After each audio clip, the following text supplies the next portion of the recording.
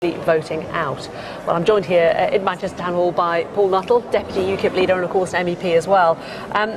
Did you think it was going to go this way so far? It's looking very positive for you at the moment. Well, what we're finding is that the Leave voters coming out.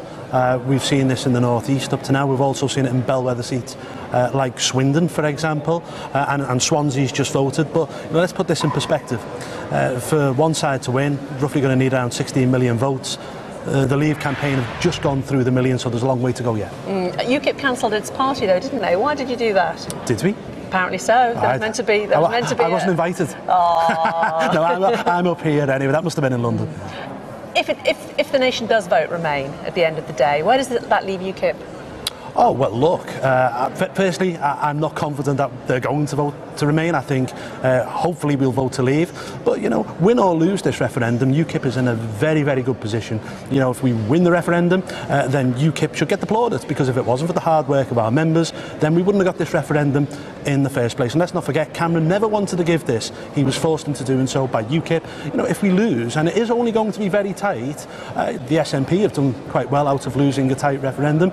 Anger is a very powerful emotion in politics, and people, I think, will come to UKIP in their droves. What has been the key issue, do you think, out on the doorsteps? Is it immigration? It depends on what area you're campaigning. In some areas it's immigration, in other areas it's fallen down on the economy and sovereignty. So it really does depend. But you know, what is clear is that people in communities in the northeast of England, and I suspect here in the northwest, want to take back control of their lives, want to take back control of their borders, want to take back control of their laws and their money. Do you have any regrets about the campaign and how it's gone? I'm thinking of that Leave poster last week that a lot of people were critical of. Not really. You know, it's been highly intense. You know, and I will say that both sides have pushed the barriers, but that was always to be expected. So no, I don't think so. I think the turnout is massive. People have engaged in this issue, and look, compare it, for example, to the turnout in European elections, which are roughly around 35%. The turnout here could be 75 to 80%. People now are taking notice in the issue of the European Union. One thing that we have seen over the last couple of hours is the pound plummeting against the dollar.